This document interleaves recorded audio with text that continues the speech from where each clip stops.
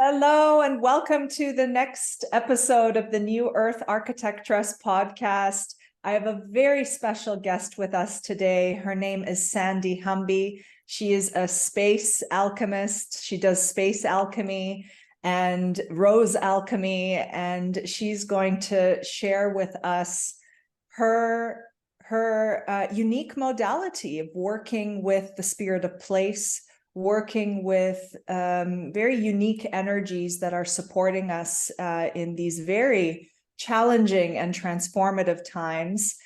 She is an expert in interiors, in spatial alchemy, in creating sanctuaries for people who really hear the call to ground in their soul's calling, their soul's purpose, and lead a life filled with abundance and love and peace.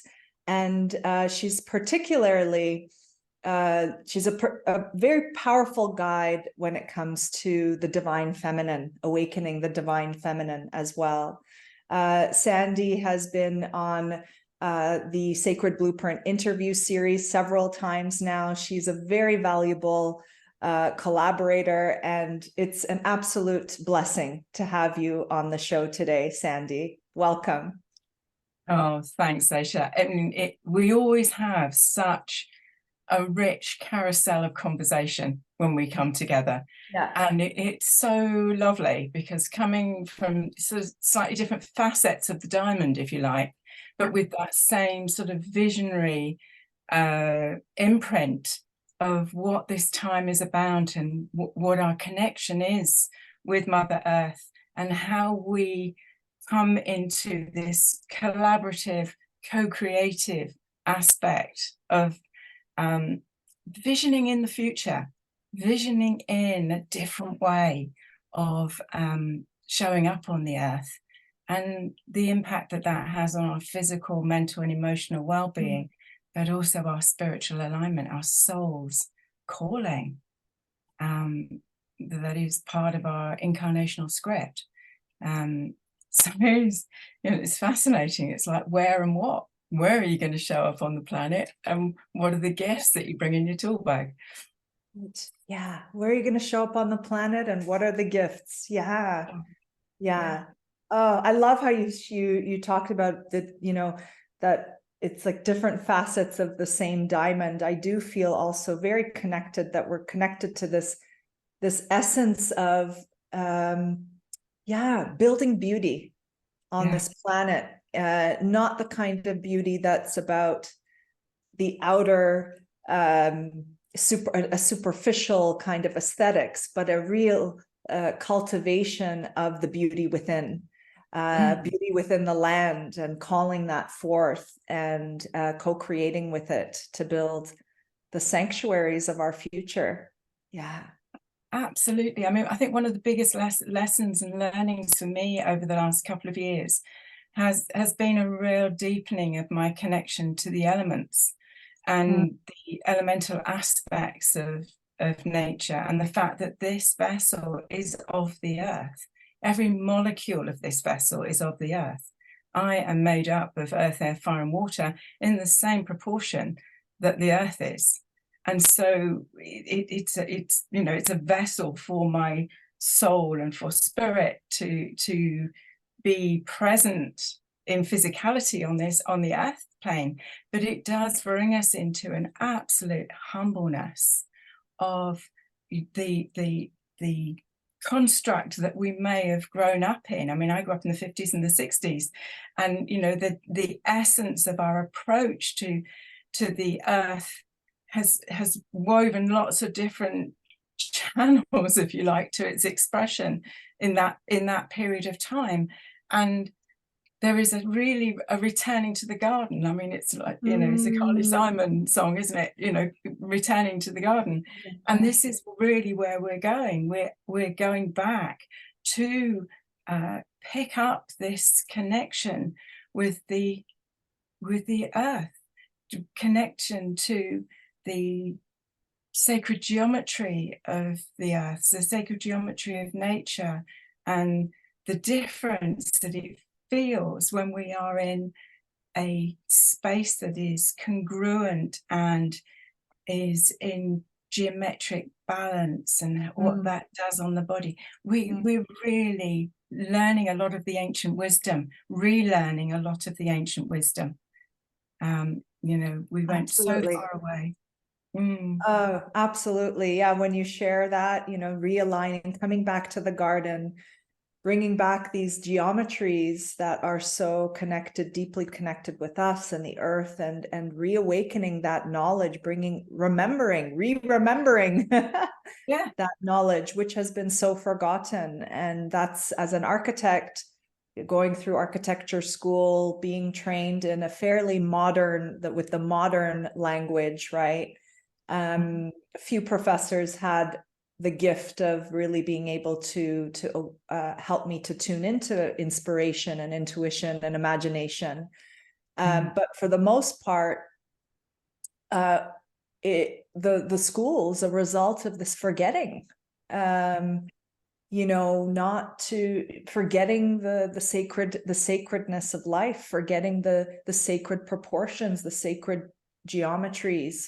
And not that needs to always be plugged in like a formula, but to remember what those forms, those sacred forms hold in terms of, you know, doorways to the cosmos, doorways to the you know, the cycles of life, the elements, exactly what you were sharing, what we are made of. And the work that I'm doing with the Sacred Blueprint is about reawakening that the power within us, that actually the wisdom is within us, that we can tap in at any moment to that information when we are connected with the elements, when we are journeying with the elements, when we are journeying with the earth and the sky, and are in alignment with that axis, and all the shadow work and all the uck and the muck, which I'm looking forward to you sharing today about your process. And I know that you are an expert in and have a gift in communicating with you could say the lower vibration thought forms. Some people would call them negative, but of course they are our teachers as well, right? And how you work with them. But before we get into that, we talk about sanctuary, Sandy, and you know, so many people these days, including myself, we're in the middle of a house construction. So I'm feeling it left, right, center, all around me, in me, like this whole process of literally rebuilding my temple. And I say you know, my husband is involved, my son is involved, but I am bringing forth a certain level of consciousness to this house. And they're playing with me, you know, they're playing along with me, and they're helping me, you know, with the certain foundations of it. But you know, in these very challenging times, Sandy, what do you think are the keys to finding our sanctuary? Well, I mean, we know that this is the inner temple and this is the outer temple. So you know, the work, as I see it, is always an inside job. It's like, where do we go within ourselves, where we can find this still point, where we can find this still place within us. And it is when we enter that kind of I think it's what Drumble and Melchizedek called the tiny place at the heart. It's like this still place within us that allows us to be receptive. So much of our time we are spent in our interaction with what is going on outside, and maybe, you know, there's a lot of control or whatever that's going on, needed perhaps to actually navigate our way through the complexity of this time in the evolutionary cycle of the earth, and what we're seeing playing out on the screen of our lives externally. So coming back within is the keynote, really, that enables us to find, if we can find sanctuary within, we will be able to find sanctuary wherever we are. And for me, that place of sanctuary has of recent times, well, certainly within the last 13, 15 years, has been the rose, and my connection with the rose, and the light technology that the rose offers, the path of the Rosa Mystica, the pathway of home to the mystery of life. And ultimately, the mystery of life, of course, is the mystery of love. You know, this for me is what the heart of the rose brings us back to, this frequency of loving presence to all that's unfolding, all of it, because, you know, it has to be all held and seen as the unfolding that it is. But we need to find our point of reference and rest within that. And I know that for many of us that are walking this pathway of being co-creators for this new vision of earth, and how we show up on the earth, and honoring what there is here, what Mother Earth brings to us. This pathway of coming into this place of stillness in relation to that enables us to be receptive to a level of consciousness that enables us to be in our best place in whatever we're co-creating, or whatever we are creating, whether that's baking a cake, whether that is designing the next level of space that we've got, or redesigning a space to be a supportive energy for us. We are in the best place, because we're coming, you know, all action should come from stillness. And we are habituated to go from action to action to action to action. And it was the Armenian mystic Gurdjieff who talked about the wheel and the hub at the center of the wheel, and the fact that the hub is this still point in the center, which actually is, for me, is like the heart, right? Yeah. But our energy goes out on stuff, and we get caught out on the dance, on the periphery of that. On the edge of the wheel, and we go from the spoke point to spoke point to spoke point.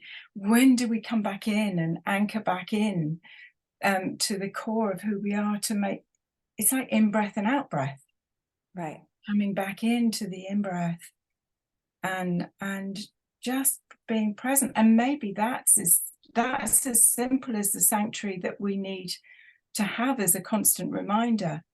Just that next breath, just that next breath. And just come back into the center. And even if I can only take 2 or 3 stilling breaths with consciousness before I have to, you know, because I've got a whole list of things that I've got to deal with, or, you know, I'm running to catch up with a whole load of things that I've got to do for family or for whatever. How do I just remember? How do I bring my conscious awareness just to bring that breath within, and to feel my connection with the earth through my feet, down into the earth star, connecting in with these elemental rose dragons that I have been blessed to have connection with, these streams of consciousness that come through the earth, that connect in and enable me to be this bridge, this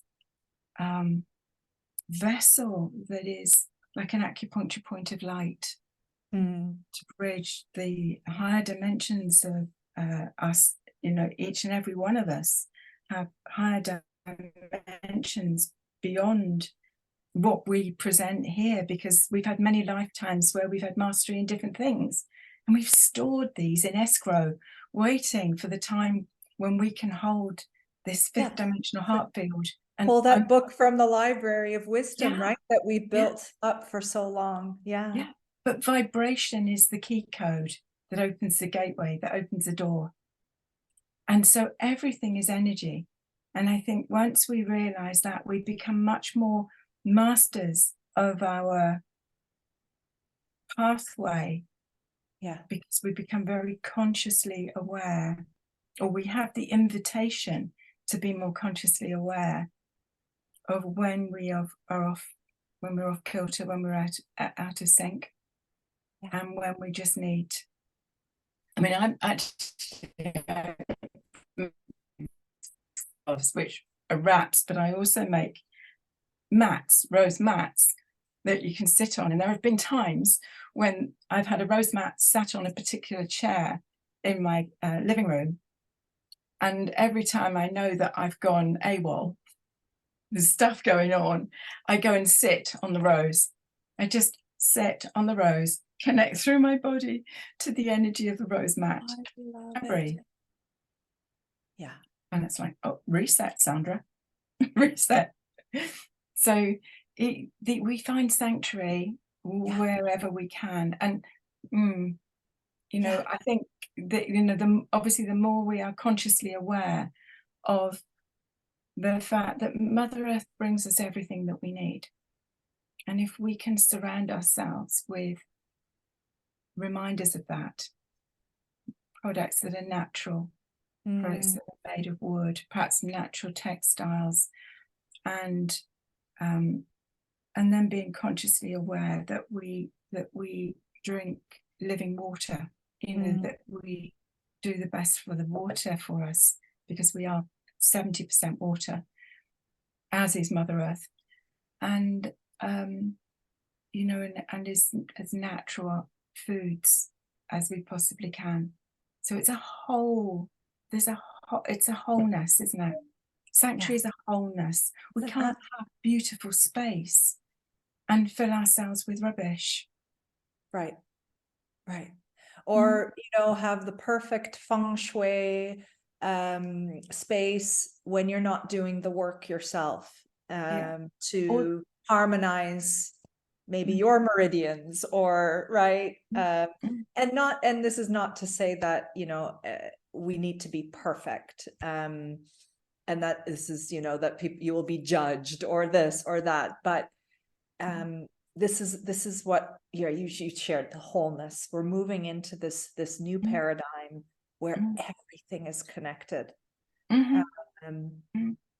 And what I love about this example that you just brought forward about your rose mat, first of all, I want to just open a parenthesis here.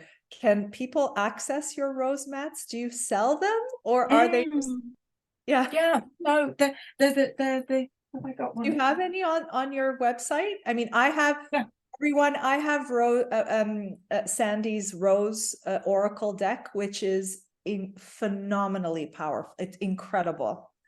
I can get a rose mat to show you, actually. Just a moment. Sure. For those of you who are listening to the podcast episode, I encourage you to hop on over to my YouTube channel to see the rose mat that Sandy is now. Oh yeah, beautiful. These are, they're stunning. So they're just, they're silk, and silk is an intuitive textile. So the way I started doing these was that I was teaching in New York several times a year, and so I would get on the flight here at Heathrow and fly off to New York, and then I'd have a series of talks and events and classes that I would be teaching over, you know, 10 days, 2 weeks, and guidance I got to download to print the roses onto silk, and I was hand printing them myself at one point through my little printer with fluids and things like that. And I used to sit on one on the flight, and I'd get on it, you know, in London, and sit on my rose mat, and I'd get off in New York, and I'd be as bright when I got off as I was when I got on. Wow. And I realized that, well, I knew from my training in Architectress yoga that silk is an intuitive textile. So from a technical perspective, it doesn't allow negative energy to permeate. which is Mm. why the clergy wear silk and why the Mormons wear silk underwear. Yeah.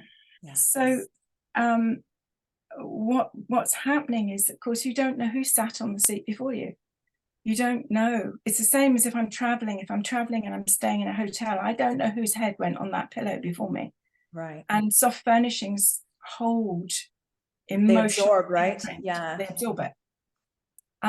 So when I'm traveling, I put one of these on my pillow to sleep on. And I also put it on the seat on the aircraft, because I don't know the condition of the person that's last sat on there for 8 hours. That's a fantastic. Yeah. And of course, because we draw that energy up through the base chakra. Right. Yeah. And it absorbs into the body. Anyway, a slight digression, but it is slight digression, and it's related to design, though. I mean, there are a lot of interior designers that are listening to my podcast, and so what an incredible design idea, right? To infuse this energetic wisdom into your textiles, right? Whether it's for the home, whether it's for a public space. How can you start to use these visuals, geometries, even perhaps, or smells, or like what Sandy was just talking about, using natural textile material. I mean, silk is of the earth, silk is from this earth. And so yeah, I mean, I'm sitting on my lamb's wool. This was a lamb's wool that I changed my son's diapers on. And so it has a very, important story for me. I use a lot of kilims with wool, Turkish kilims from wool and cotton, and yeah, and then the clay wall behind me, I got some clay textures. So yeah, bringing all these elements are key. But and it's like these the big scarves. I actually stretch them onto canvas so that they become silk artwork. This one is just hung, but it normally they're stretched onto canvas. Like banners would be incredible. And it changes the frequency of space. Yeah. You put one of those in, and because they've got a connection to pentagram golden mean frequency, they completely upshift the energy of the space. Yeah. These are tools and technologies that, if we use, are another good adjunct to keeping our space good. Absolutely. And so when you were talking about this chair, the seat in the airplane, I thought, okay, well, this is an existing space. It's just on a small scale, right? It's existing. And Sandy, with her consciousness, is going, okay, so I'm going to be on this plane for 8, 10 hours, 4 hours, whatever the time is. Well, New York is far, so yeah, about that. And okay, how am I going to best create my sanctuary for this period of time with the simplest means? So if we were to actually now take this spatially as an example for an existing property, let's say, Sandy, you have helped many people to tune in, tap into the energetics of their environment, of a land that they have purchased, an existing home, existing shops. You've worked on a lot of house healing and house harmonizing over the years.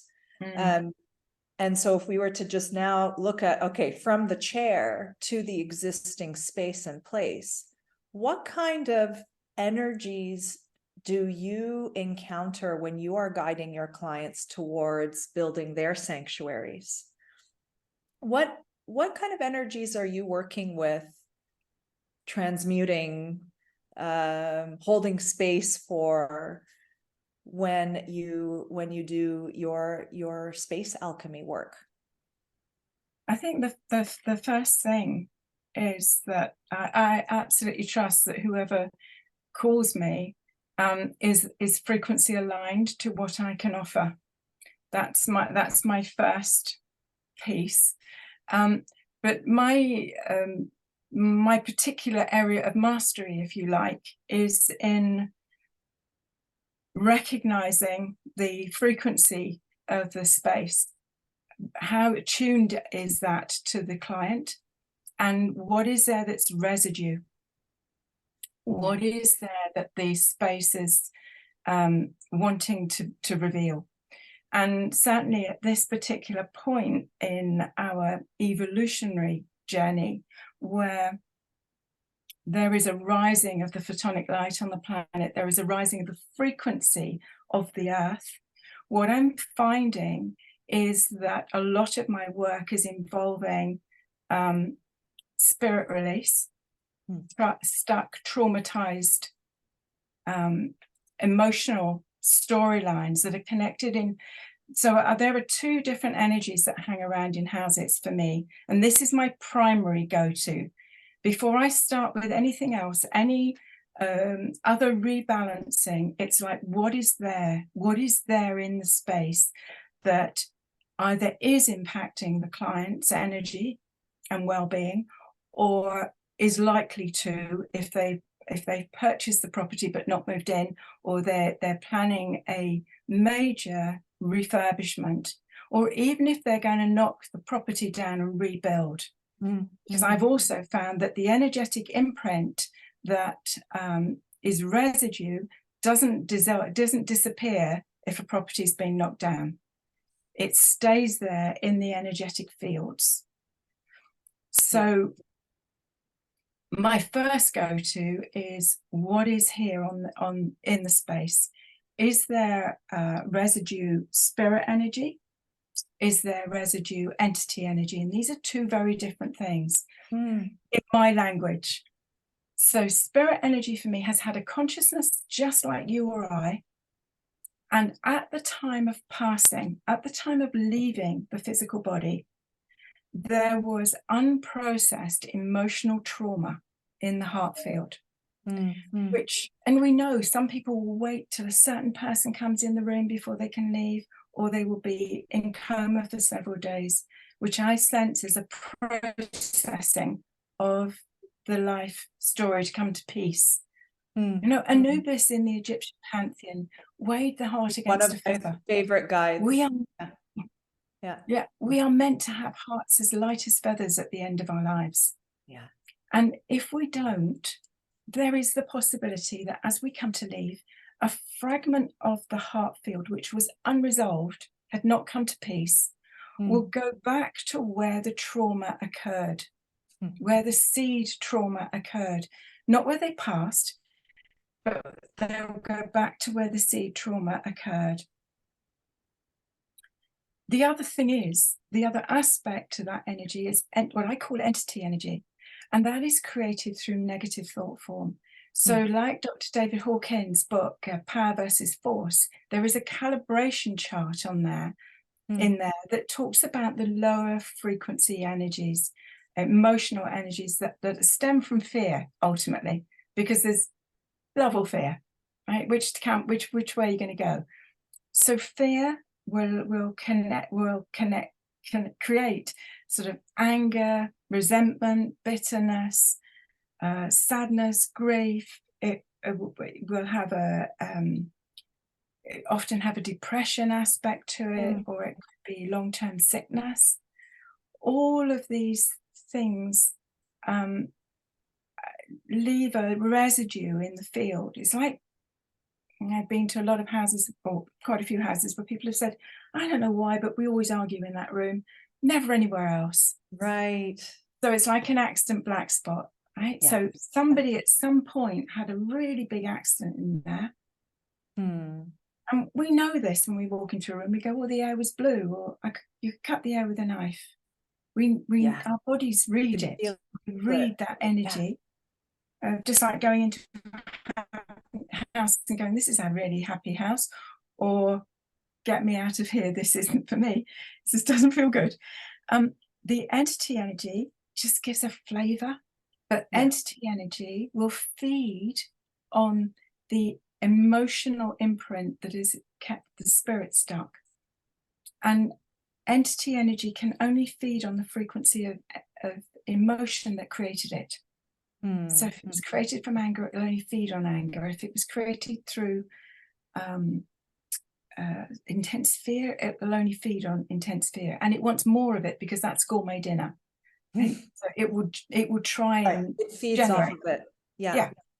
So that's my first go-to. What's residue in the space? Because there's no point in doing feng shui here, or, you know, painting this wall, you know, something amazing, or expanding the space if there initially is stuck spirit energy in there. And often I will find that the story, because I've become quite adept at being able to work with this and communicate with this energy, you know, I'll often get a date, and I'll often get maybe sometimes a name, which is really fun to get correlated by the local archives. But often the emotional trauma that the spirit energy holds will be a pattern match for the client. Because when the client bought the house, they bought it with the complete story. Their spectrum of vibration of their conscious and unconscious mind and experience matched the house at some level. And it will always be interesting to see who chose the house, because who chose the house will have the emotional connection to the residue energy in there. So there's a lot of my work when I'm working with clients, the first thing is to sit and listen to the stories that the client is telling you about how they came to buy the house. Such an important one. What the story was. Often I'll get some really interesting information if I'm actually going to do an on-site. Is it straightforward to find? Do I get lost? You know, how does it feel? You know, it's all of this sort of background information that comes from the unseen realms, really, first. And yet the more we purify this vessel, more that we refine our connection with this vessel, the more we are able to read the template, to read the information, to be able to work with our clients or with our own spaces. We become very refined. I've got a dear friend in New Jersey who is both a space clearer but a realtor, and she's had to sort of buckle up, buttercup, before doing a whole series of house showings, because you're in and out of all of these energies, and if you're sensitive, it's like, whoa, right. There's a lot of mop up. Lots of mop up, isn't it? Yeah, she's just consistently kind of like the cleaning lady, right? Like, absolutely. So so that's my first go-to, is to sit and listen to what the client's saying and what the client's not saying, and then be able to. I mean, I'll always have a good idea before I even turn up, or if I'm working remotely, working off the plans. Right. I've just been working with a big mansion house here in the UK that the owner and his wife live in one of the flats, in the basement flat, but there's 27 other flats on the property. What?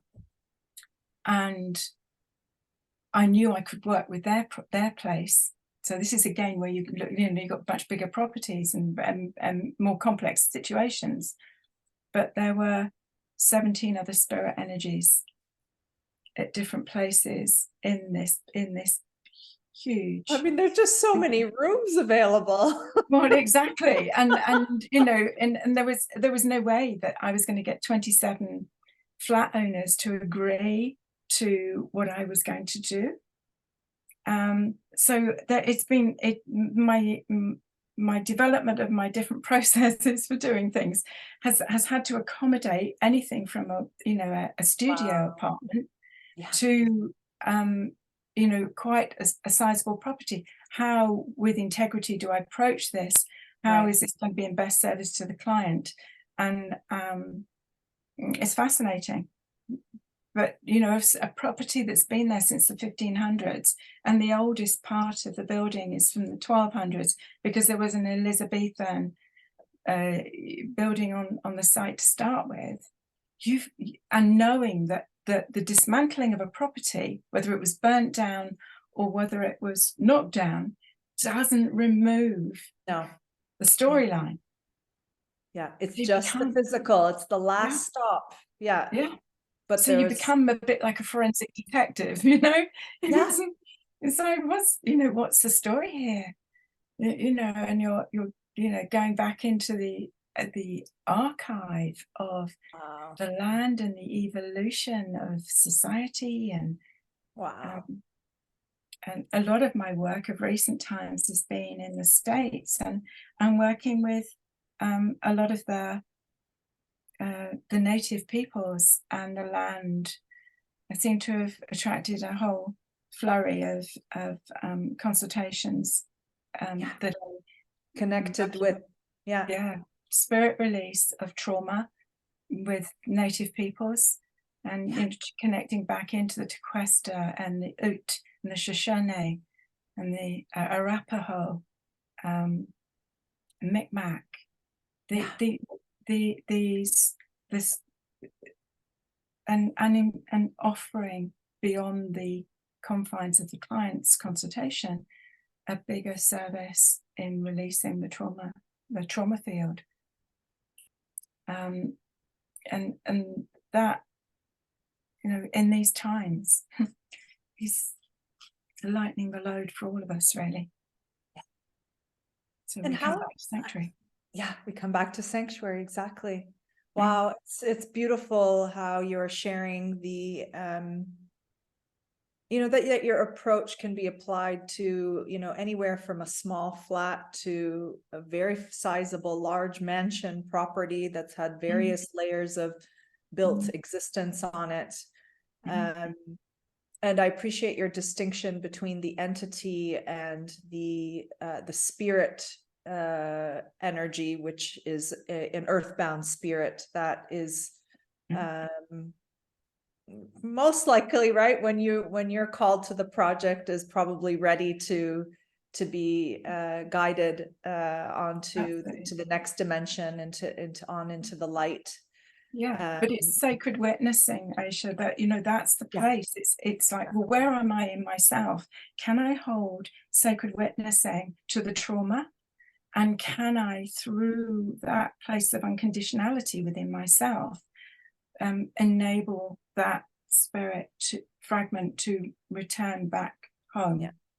You can't do that with entity. Entity was not created by light. So it has no concept of light. So you can't do that with that. It's a different, there's a certain commanding that is required with that energy that I have experienced on behalf of the human being, on behalf of the client, right? Absolutely. And it's also, you know, that I deal with the spirit energy first. The spirit energy is gourmet dinner. So once the gourmet dinner has gone, there's just like, what am I going to feed off of now? Yeah, it's a diminishment of the field, that is pretty helpful, really.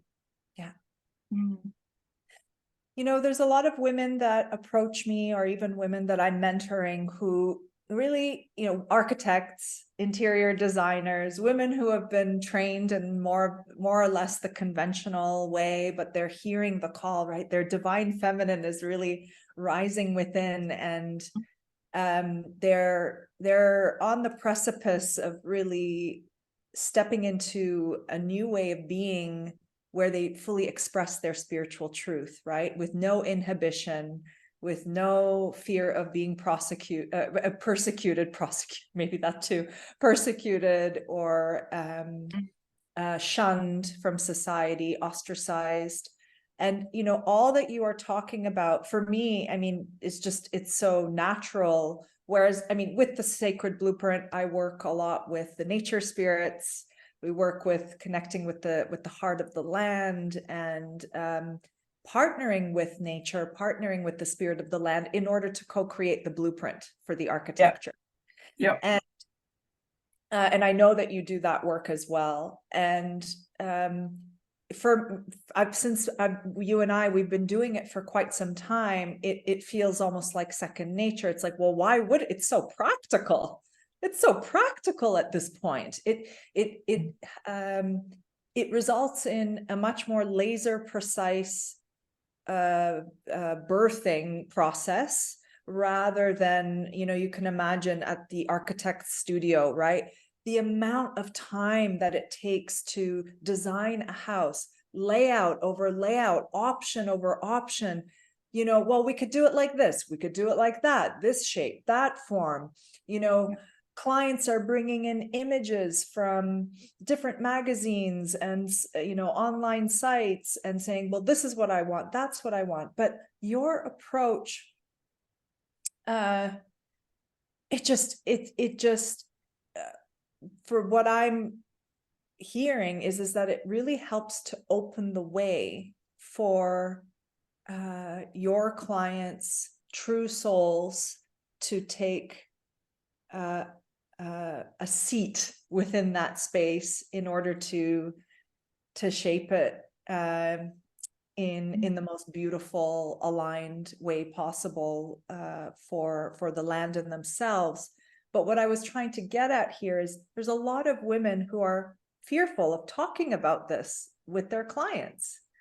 And, sounds like you're getting clients from various, different shapes and sizes, everything from a mansion to maybe, a spiritual center of some kind to, and how has it been supportive? Has it been helpful for these people to build the vision that they're wanting to build?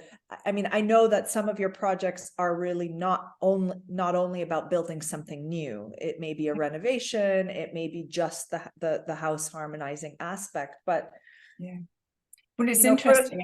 Yeah. Because next week, my job next week is on an old mill that's being redesigned and rebuilt. Perfect example.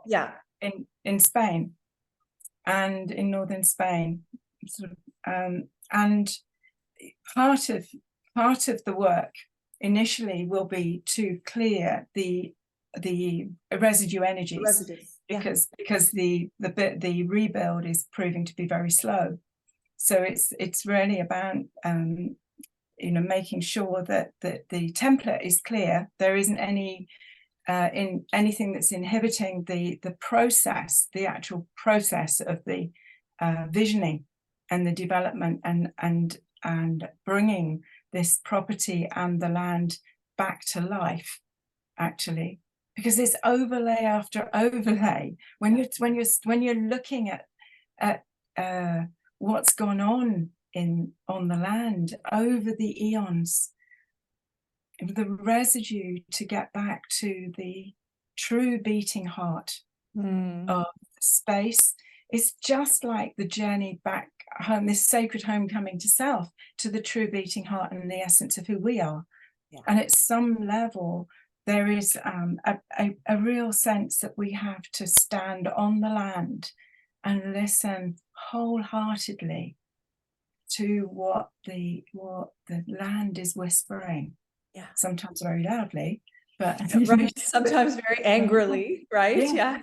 But that, if you stand and you have, so this is really what I'm saying with architects and designers that are knowing that their gifts are designed to be out there within this new paradigm of visioning and how we look at holistic architecture, how we look at form, how we look at the way that property sits and melds with the land, where it's held, and there is a oneness within the wholeness within the property and its relation to the land. This is all about frequency. This is all about relationships. And this really has got to be the keynote of what brings us into an alignment going forward. All is frequency. So when we're in that place in ourselves, when we're in this vertically lined place in ourselves, and we can go and stand on the land, we can feel through the soles of our feet. If we ask the question, and so much, even with dowsing, whether you're using dowsing rods or whether you're using the body as the dowser, it's about being able to feel the frequency. And if you ask the question of the land, where is the right place on this land for me to build? Where is the earth going to welcome this vision I have of a dwelling for my heart on this piece of land? Where is aligned? If you walk it, the earth will tell you. And it will either tell you in signs and symbols of what you see with eyes, the eye behind the eyes, of what you see on the form and the messages of the land, or just through walking the land and getting still. The stiller you are, the better. The less chitter chatter going on here, the better. Right. Yeah. But if you can come to actually allow yourself, excuse me, to sink into the energy of the land, to come one with the land, will absolutely tell you. And it will tell you the orientation. Yes. But you got to stand and look one way, feel the energy. Stand and turn and the other way, feel the energy. Where does my energy field expand? Where does it contract? Yeah. And actually, it's just that simple. What expands my energy and what contracts my energy. And I mean, it's the same if we go to look at a house, really. We can walk around the house. Does my energy field expand in here? Or does it contract in here? If it contracts, I'll get sick. Or it's calling me to tell me that this is right, but I'm going to have to do some clearing work before it, you know, it's going to align for me. And it's a consciousness. It's a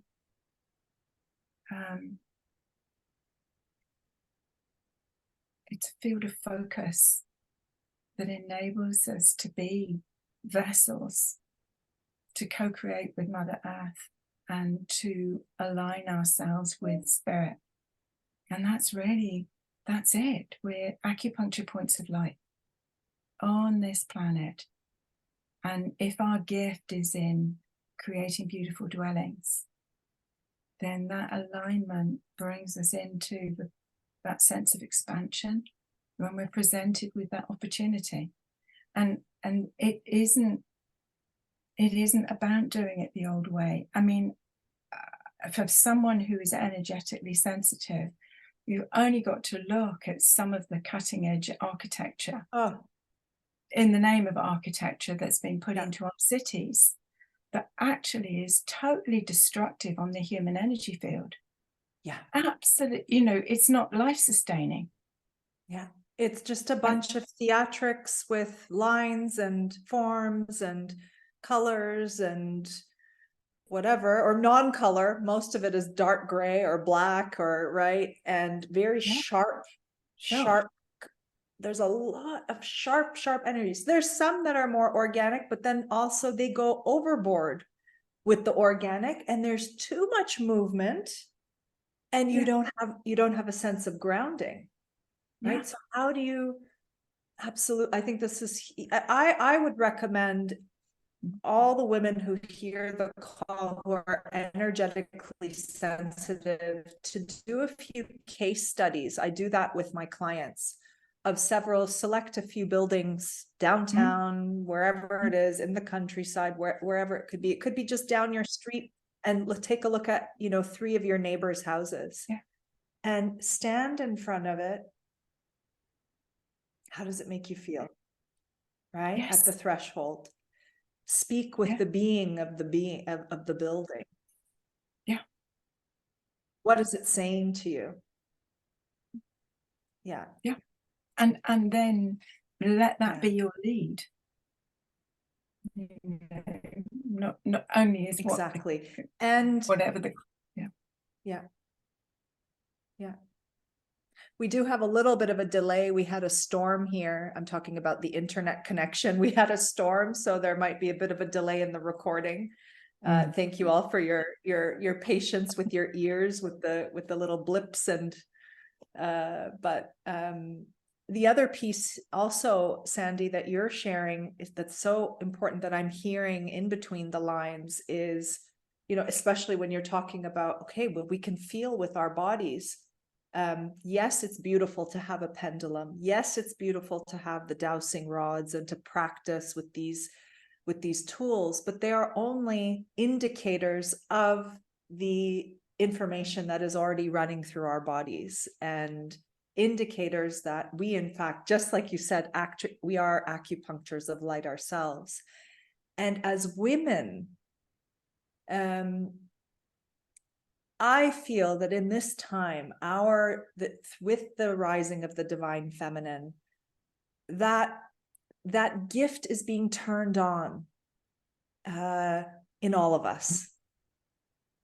And yes, of course, that gift exists in men as well, but there's something particularly special about these times. And in fact, us women, we really have the extra responsibility to listen to our womb wisdom, such forces of creation working through our wombs. The rose cards really helped me with that, Sandy. Listening to our hearts, listening to the mother wisdom. Even you don't have to be a mother or not, a mother with a child for that, to tap into that energy. And we have the sensing feel, we have the feeling energy. And when you're an architect and an interior designer and you're not fully tapping that power, you are going to drain yourself, deplete yourself. I, for so long, was suffering from chronic illness because I was not doing what I was meant to do. And that is to be an architect that bridges spirit with form. And it's the future. It's the future. And I'm calling, just like, I want all the women who are hearing the call to cross over and to start to build with the earth in this way. And so Sandy is an incredible, incredible model for us all. She started many years back, was one of the pioneers in working with energy and spirit and transforming and healing people's environments through this very unique modality. And look at her, she's got tons of work now from in very different parts of the world. So you can do it too. Yeah. Absolutely. And I think it does take courage, because actually you're stepping out of an old paradigm of very mental stimulus, using a lot of the mind to construct what is exciting, what is innovative, what nobody has done before. But actually what we're looking at is something that is life-sustaining, that actually people that are living in these spaces and working in these spaces are creatively optimized, are emotionally and physically held within beauty. And what that does is it expands the heart, it expands our sense of who we are here. And I agree with you, Aisha. I think that women in particular are here now to be visionaries in this new paradigm of expression, creative expression in the world. And it's interesting that a lot of the men within the design field are often gay men, and they have got a strong feminine aspect that's running within them, that has a sense of beauty that is part of their natural expression in the world. And for us as women, we're having to step out of a predominantly masculine dominated world. The unbalanced masculine. The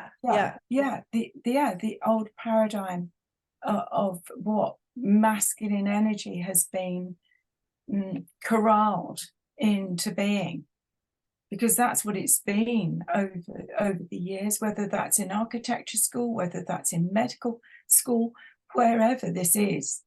It's been a top down control. This is the direction that we're futuristic direction that we're going into, that is not holistic to the human form, and where it might have stretched the extremes of what is possible to create in form. What is going to be the pivot point of a building that's got an overhang? How the actual physicality of that. But it's and I mean, you can look at that in Frank Lloyd Wright's work in Falling Water. He was looking much more at the Japanese type piece, wasn't he? But in what the construct was, but it's also what's my relationship with my inner world and my outer world. And it's the same as a house. What's the relationship between the heart of the house and the surroundings? Are the two in harmony? Are the two in communication?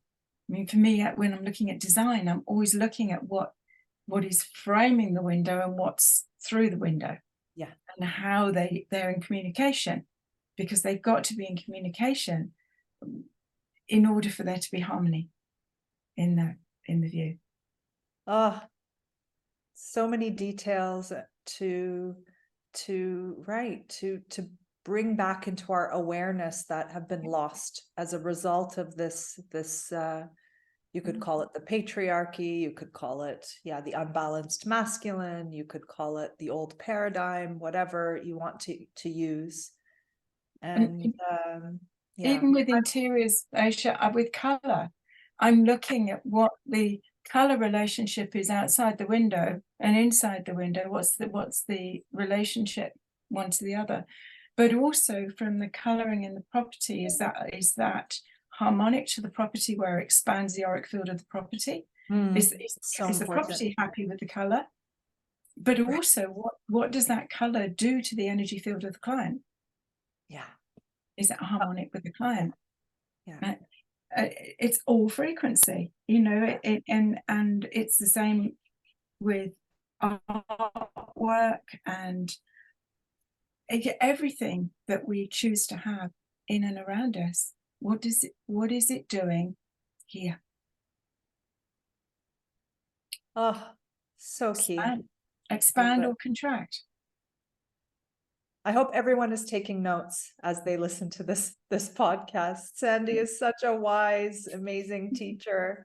And I love how you share a lot of your teachings through visuals, like the wheel with, Gurdjieff's wheel with the center. And it's just, you bring up a lot of vision. It's a very visual way of teaching, and it really lands with me. I'm sure it will with architects and designers, right? Because we're such visual people. So there's so much more that I'm curious about in the last, 5 minutes, 5-10 minutes, Sandy. We'd love to hear what you're up to. You also mentioned about, the rose dragons. You have this rose oracle deck. These 18 elemental and celestial rose dragons. Yes. And what are you feeling called to share? And I would love to hear about some of your upcoming events or offerings, what you're up to.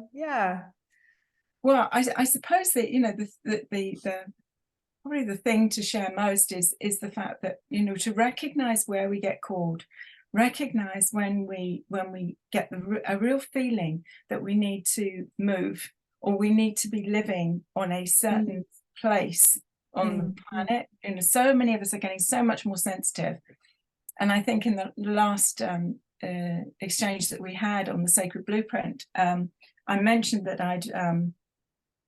I'd been called to move to the edge of Avalon here in the UK, and so in Somerset.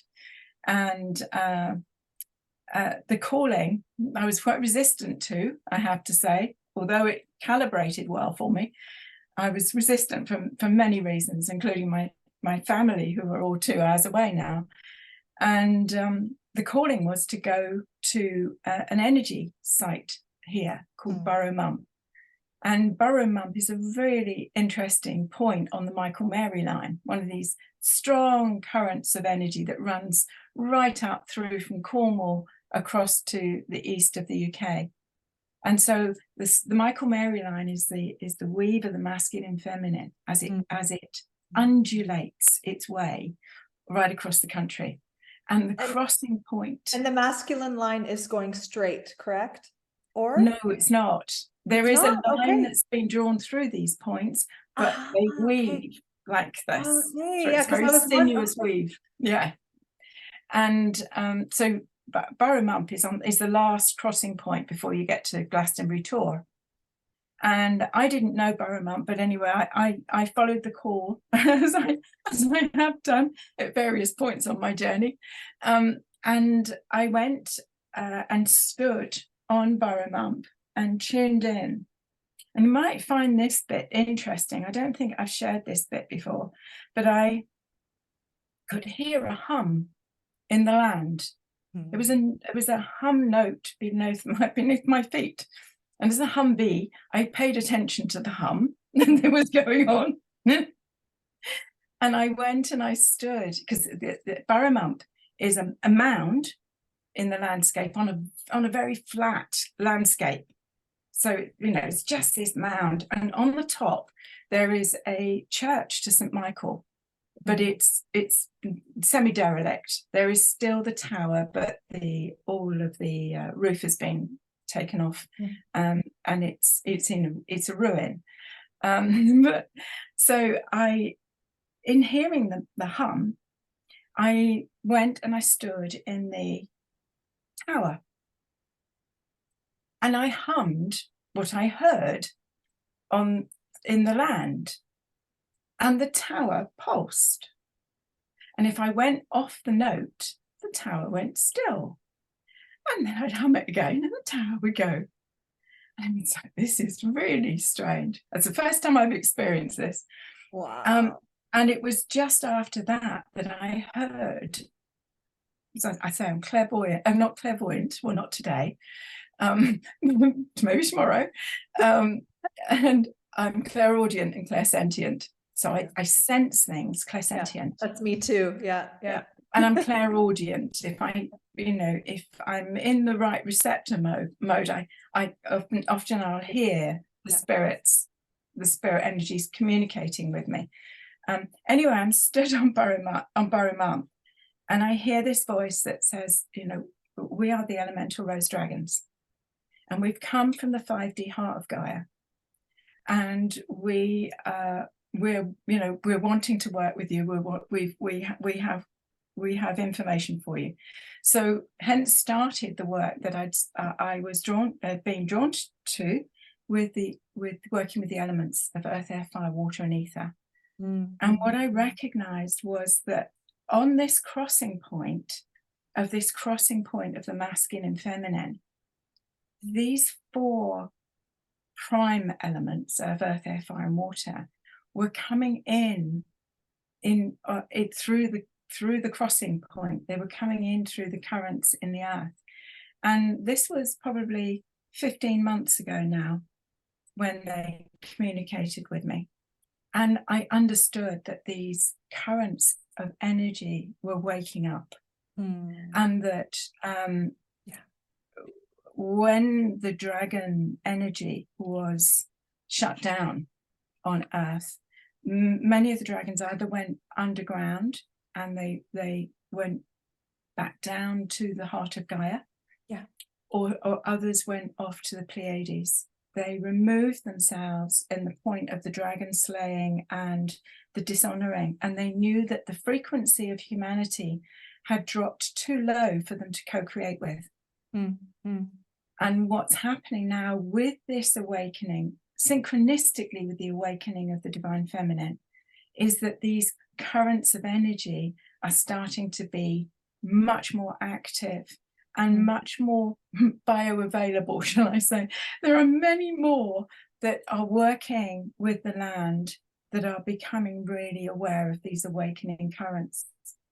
Now, there's a very interesting chap called Rory Duff, who works a lot with the energy currents in the earth. He works with the Emperor Dragon lines. Very, very interesting, very knowledgeable man. And I've had some interesting conversations with him about, particularly about Burra because he also lives not that far away.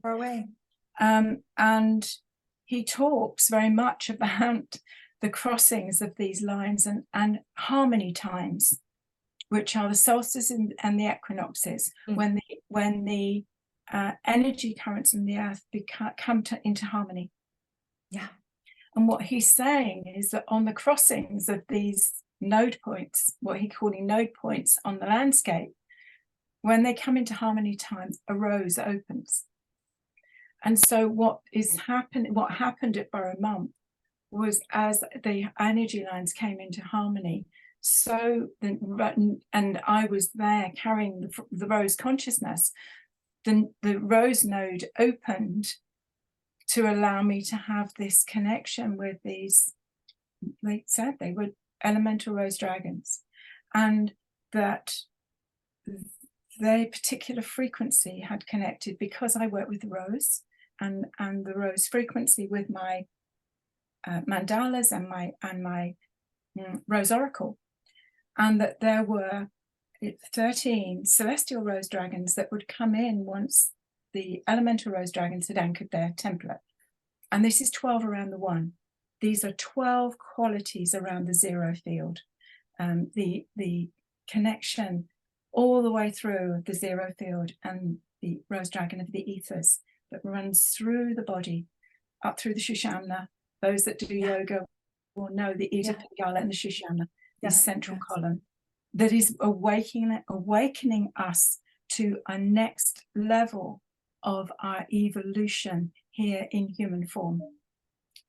So that really has been my work and my development for the last 15 months. But of recent times, working with the land and working with clients, we've been working and creating mandalas on the land and here, where I've been working with the elemental rose dragons to anchor the grid of light that is energetically, quantumly connected to the mandala the client has created on the land. Now, whether that's down in the south of France, whether that's going to be in Spain, whether that's in Ireland, whether that's in Nova Scotia, whether that's down through the States, the combination of the energy of the mandala on the land and the mandala that I'm creating with the elemental rose dragons is enabling a chimney of light that is allowing traumatized earthbound spirits to release in communities. So it is just an amazing pathway that's opened up that I had no idea was heading in my direction. But we just show up, don't we? It's like we show up with the gifts, and the universe will bring a pattern match, will bring something that's energetic. It's all frequency. It's, energetically aligned. It's like for you, you draw in clients and you draw in other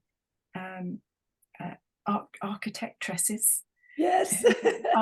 are frequencing with this vision, that know that there's something more in creating architecture that inspires and expands and offers a template for the most creative and heart-opening space that we can experience this earthly journey in, directly connected to nature, and really being able to optimize our health, our wealth, and our relationships.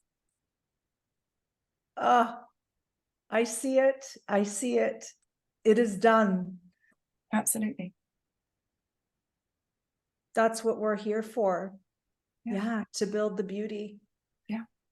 Yeah. And it's always going to be somebody on the cutting edge. There has to be somebody on the cutting edge that has the vessel that can hold the frequency that allows for the download of the keys and codes to activate it.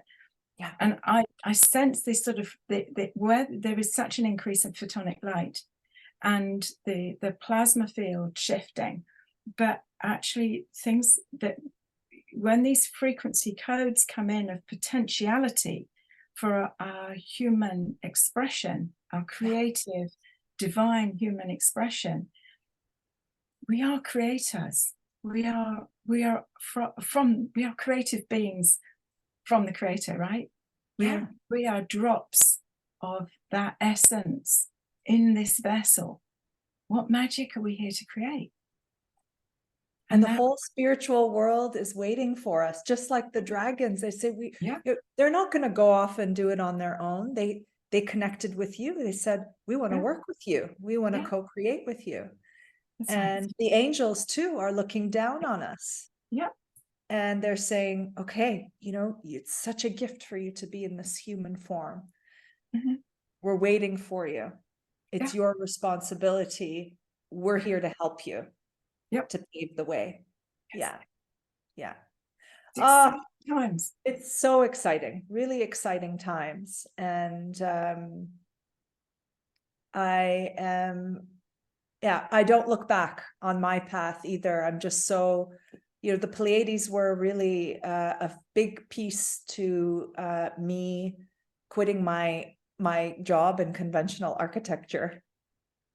And they really started to communicate, especially through my larynx. They're just like, it was going to explode.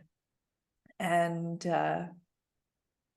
it's still such a mystery to me, to be honest. And but I follow my intuition, and I know what is true, what is good, what is beautiful, and I follow that. I follow that path. And so if any of you are feeling, receiving visions in the night, or downloads, or maybe getting extremely sick, because that's what was part of my unfoldment and awakening, to completely leave the conventional practice and pave the way for the sacred blueprint and co-creating with the spirit of the land. It just we will get stopped if we're not in right alignment.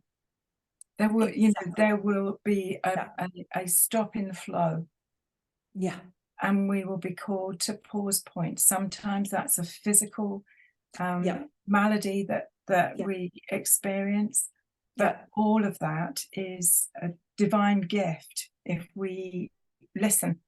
If we absolutely do stop and listen. That's the knock on the door, right? Sometimes it's a very loud one. But spirit is calling you to listen. And we have certain stages and phases. It's not like it's done for me, or it's an evolution, a constant evolution. But that said, the moment that first year when I decided and I made that huge change, it was scary for me, Sandy. I was the only one was working at the time. We were in Canada. My husband wasn't working. He was taking care of my son. And I just felt so guilty. I felt like, oh my God, I'm letting my family down. And I'm doing this whole new thing. What have I done? But now those chronic illnesses are gone. I'm much more in my joy, much more in my creative flow, and I'm actually attracting more abundance than I used to in the old paradigm. So taking the leap, right? And it is, and the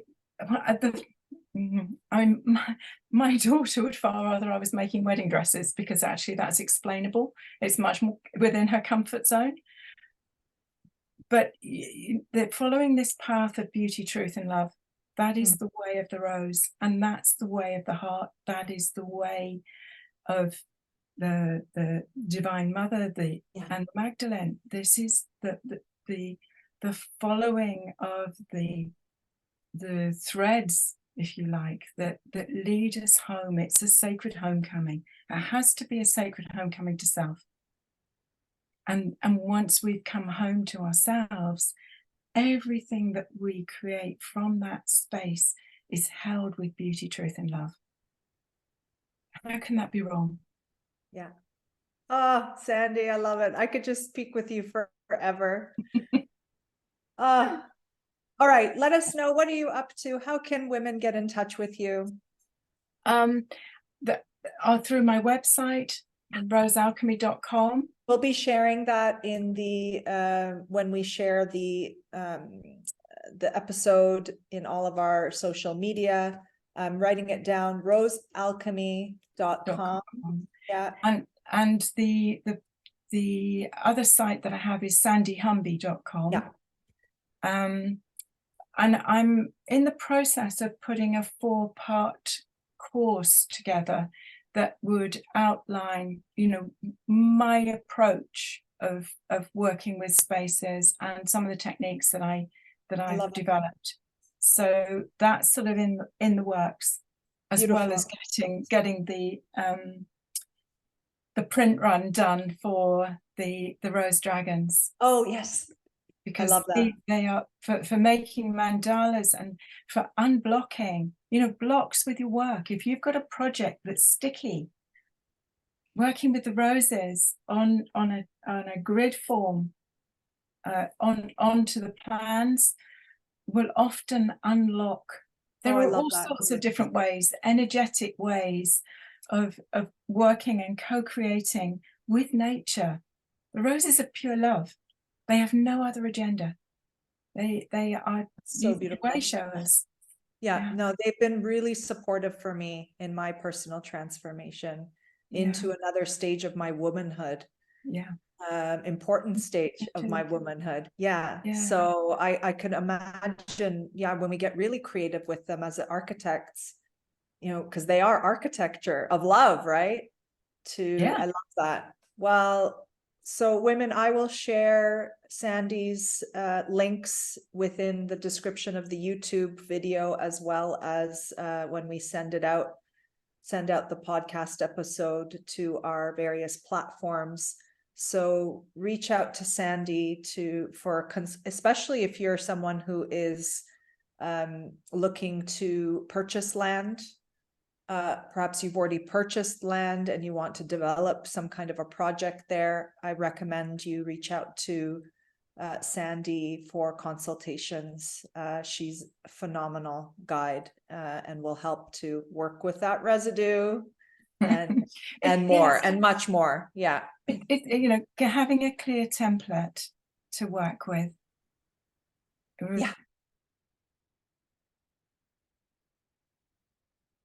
The land, you're working with the land, you're working in harmony with the land. And